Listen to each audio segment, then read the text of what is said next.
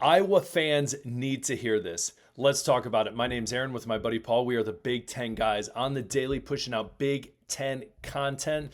So, what the heck are you doing? Don't miss out. Hit that subscribe button, the notification bell, and hit the like button as college football continues on, especially this week in Ames, Iowa. The Cy-Hawk rivalry against the Iowa State Cyclones and the Iowa Hawkeyes. It is going to be great. The last time the Cyclones won actually in Ames was 2011, which is crazy to think that the Hawkeyes have had a better record in Ames than they have in Iowa City, which is crazy.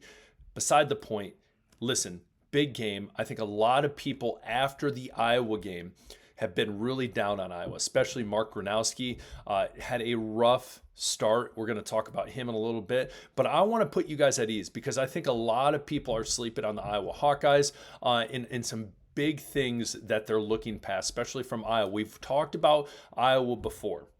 We've talked about Iowa State before. They've lost two big time receivers. As well, what we need to look into, which is one of the biggest things, is let's talk about their first two games. Sure, it's South Dakota and Kansas State. Kansas State, when they first won that game, I'm going to be honest with you, I thought to myself, oh, wow, Iowa State's the real deal. They're pretty solid. But now, after Kansas State barely got past North Dakota of all teams, and dropped out of the top 25, people are starting to realize Kansas State is not good. And Iowa State barely beat them. Again, Iowa State didn't even, if you look specifically at these stats, didn't win the total yards battle, barely squeaked out a win in Dublin. And as well, when it comes to the rushing attack, the passing attack, nothing was incredibly eye-popping. Nothing really stood out. And when you jump in their game against South Dakota, sure, they won by almost 50 points. They won by 48 points, 55-7. But again, a big underlining issue in both these games was not a dominant rush attack.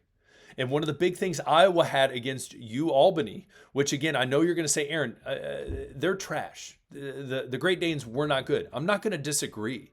And I will agree as well that Gronowski's performance in the air was, my 5-year-old probably could have done better. But again, we're still going to continue on. We'll talk about him later because I still have a lot of hope from him as well. But I think the big advantage that people aren't talking about are this. The rushing attack, Iowa, I think, wins that. They have that, especially Xavier Williams coming out and dominating for the Hawkeyes.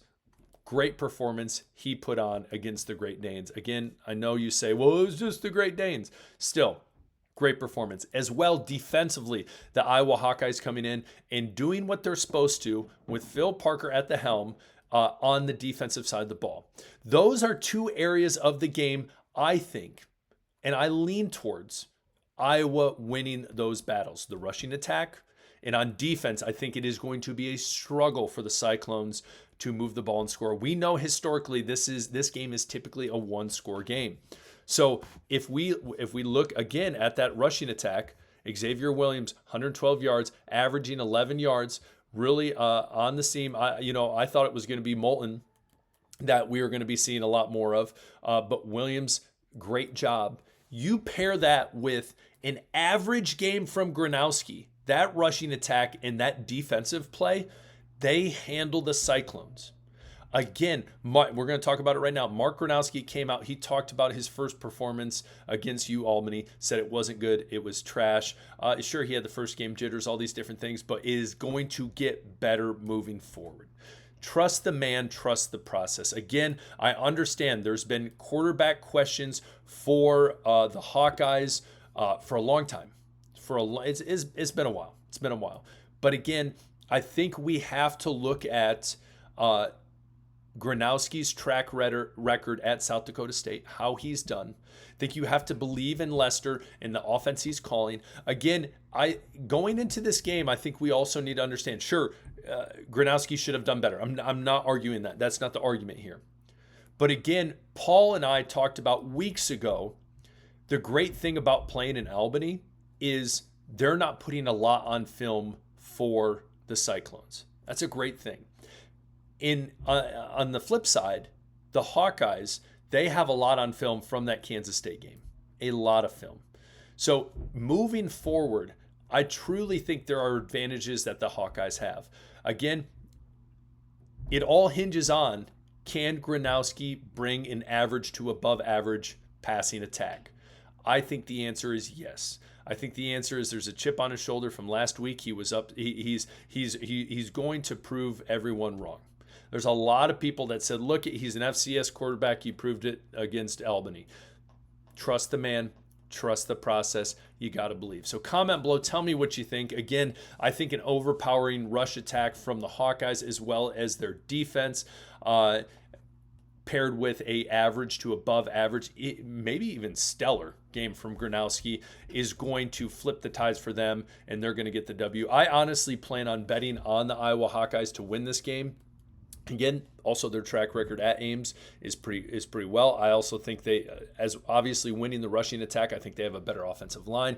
I think in general, I am leaning more towards Iowa. And again, I think a lot of times at the beginning of the season, people smack their hand down on the panic button.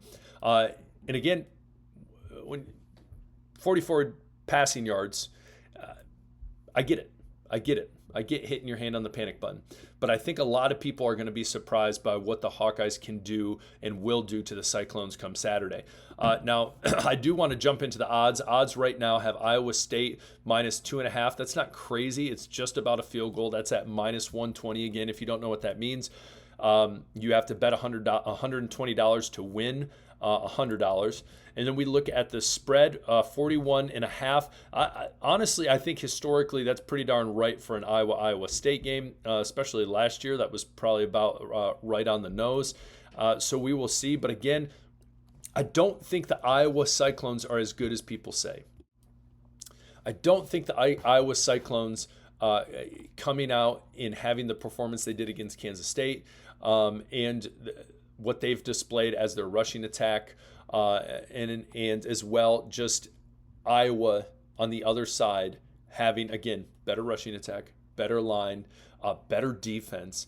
I think there's areas that is going to push Iowa over the line and win this game. So again, I feel like Iowa fans just need to hear that, because that is what I'm leaning towards. I think a lot of people are leaning towards that. They just don't want to say it because, again, the media narrative is Iowa State's good. Iowa State's good, just like last year.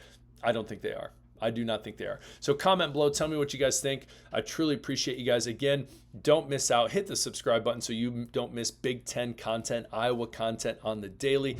And we'll be talking more Iowa football. So don't miss out. Appreciate you guys. Go Hawkeyes. Peace.